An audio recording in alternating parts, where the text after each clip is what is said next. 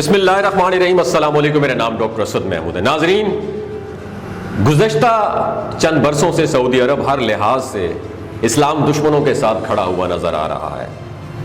سعودی عرب کے موجودہ ولی عہد پرنس محمد بن سلمان اس سلسلے میں سب سے آگے ہیں۔ اب تو نوبت جہاں تک آ پہنچی ہے کہ انہوں نے غیر ملکی اور غیر مسلم آقاؤں کو خوش کرنے کے لیے سعودی عرب کی اس پاک سرزمین میں حکومتی سرپرستی میں شراب خانے کھولنے کی اجازت دے دی ہے کہ جہاں نبی کریم صلی اللہ علیہ وآلہ وسلم کے بابرکت قدم پڑا کرتے تھے۔ سعودی عرب نے ہر لحاظ سے ہر دور میں مسلمان بھائیوں کی سرکوبی میں اور مسلمانوں کی نسل کشی میں امریکی اور اسرائیلی حکومتوں کا ساتھ دیا ہے۔ یمن پر سعودی حملہ ہو یا پھر فلسطین میں مظلوم فلسطینیوں کی نسل کشی، ہر معاملے میں سعودی عرب اب تک اپنے غیر ملکی آقاؤں کی غلامی میں سب سے آگے نظر آتا ہے۔ دوستو، آج کی اس ویڈیو میں ہم آپ کے ساتھ شیئر کریں گے کہ سعودی عرب نے کب، کیسے اور کس طرح سعودی عرب کی مقدس سرزمین پر اس حرام چیز کی منظوری دی ہے کہ جس کی ممانعت واضح طور پر قرآن و حدیث میں موجود ہے۔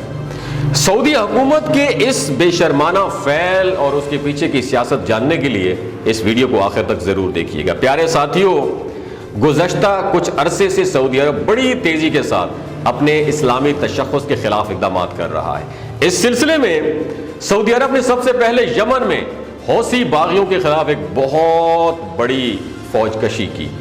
کئی برسوں تک سعودی فوج یمن میں حوثیوں سے برسر بیکار رہی۔ اس سے پہلے یمن میں سعودی عرب کے حمایت یافتہ گروپ کی حکومت تھی۔ جب یمن میں وہاں کے مقامی باشندوں نے اس ظالم حکومت کا تختہ الٹا تو سعودی عرب نے اندھا دھند اپنے برادر اسلامی ملک پر چڑھائی کر دی۔ اس سلسلے میں یہ بھی جاننا ضروری ہے کہ سعودی حکومت کو امریکی آشرواد بھی حاصل تھی، ورنہ یہی امریکہ تھا جس نے عراق پر اس لیے اٹیک کیا تھا کیونکہ عراق نے کویت پر اٹیک کیا تھا۔ اس وقت امریکی مفادات کس کے ساتھ تھے؟ کویت کے ساتھ تھے، تو وہ کویت کو بچانے کے لیے عراق پر چڑھ دوڑا۔ البتہ اس بار جب سعودی حکومت نے یمن پر اٹیک کیا تو امریکی حکومت کی کسی بھی عہدیدار کے منہ سے مذمت کا ایک لفظ تک نہیں نکلا۔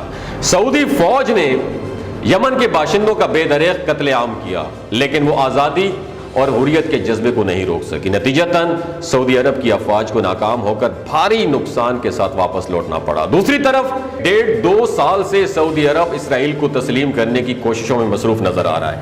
ویسے تو سعودی عرب کا اسرائیل کو تسلیم کرنا چند منٹس کی گیم ہے، لیکن اسرائیل کو تسلیم کرنے کی آڑ میں سعودی عرب امریکہ سے بہت سارے مفادات چاہتا ہے، جس کے لیے سودا بازی کی جا رہی ہے۔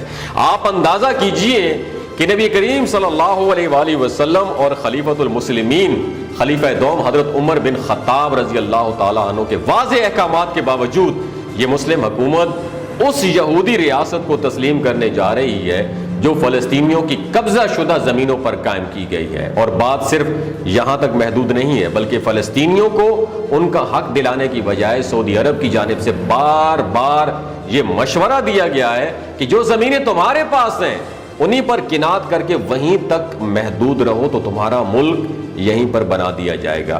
دوسرے لفظوں میں سعودی حکومت امریکہ اور اسرائیل کے ساتھ مل کر اس ساز باز میں مصروف ہے کہ فلسطینی عوام کو اس چھوٹے سے رقبے تک محدود رکھا جائے اور انہیں ہر لحاظ سے اسرائیل کا دست نگر کر دیا جائے۔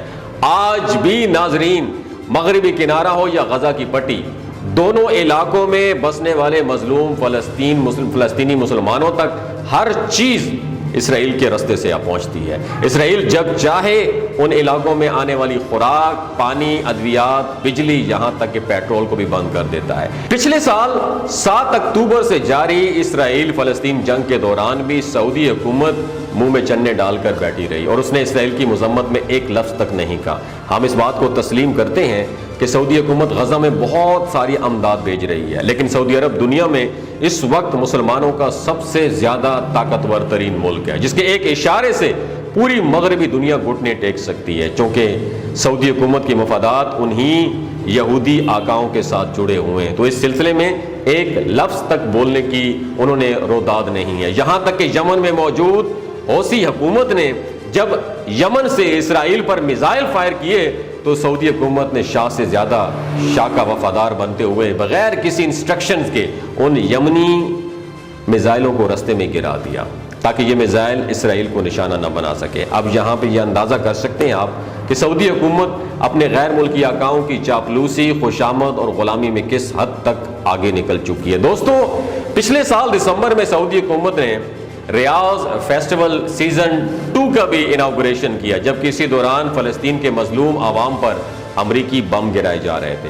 اس فیسٹیول کی جاری شدہ تصاویر اور ویڈیوز میں ایسی بے شمار ویڈیوز بھی موجود ہیں جن میں سعودی عرب کے مقامی لوگوں کو اسٹیڈیم میں بیٹھے ہوئے شراب نوشی کرتے ہوئے دیکھا جا سکتا ہے۔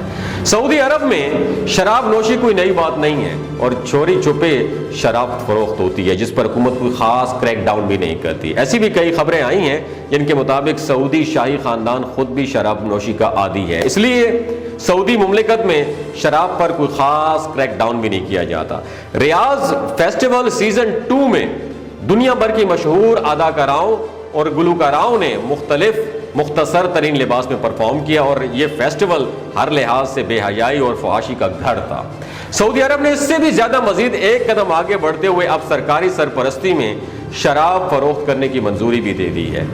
اس فیصلے کے پیچھے بھی دراصل غیر ملکی آقاؤں کی واضح ہدایات موجود ہیں۔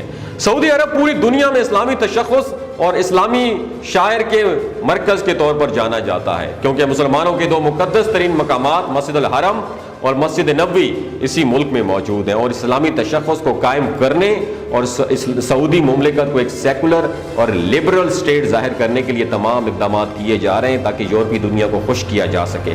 یہاں اس بات کا بھی ذکر کرنا ضروری ہے کہ اس سے پہلے سرکاری اجازت UAE یعنی متحدہ عرب امارات میں بھی موجود ہے اور وہاں پر بھی کھلے عام شراب فروخت کی جاتی ہے۔ البتہ متحدہ عرب امارات ایک مسلم ملک ضرور ہے، لیکن وہ اسلامی مشاعر کی پاسبانی کا فرض نہیں رکھتا۔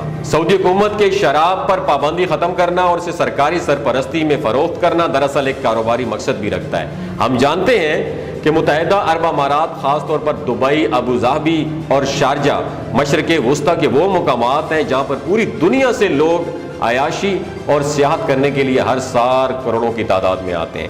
سعودی عرب کے موجودہ ولی عہد پرنس محمد بن سلمان کی ویژن 2030 میں یہ بھی شامل ہے کہ سعودی عرب کو سیاحت کا مرکز بنایا جائے اور عالمی سیاحت کا رخ سعودی عرب کی طرف موڑ دیا جائے۔ اس مقصد کے لیے سعودی عرب نیوم پروجیکٹ، ہیکساگان پروجیکٹ، مکہ پروجیکٹ اور جدہ ٹاور جیسے عظیم الشان منصوبے پر کام کر رہے ہیں۔ اب تک سعودی عرب میں سب سے بڑی رکاوٹ یہ تھی کہ یہاں پر منشیات اور شراب کی فروخت قانونی طور پر ممنوع تھی، جس کی وجہ سے یہاں پر آنے والے سیاحوں کو عیاشی کے وہ لوازمات میسر نہیں آتے تھے جو انہیں دبئی، ابوظہبی اور شارجہ جیسے ریاستوں میں میسر آتے تھے۔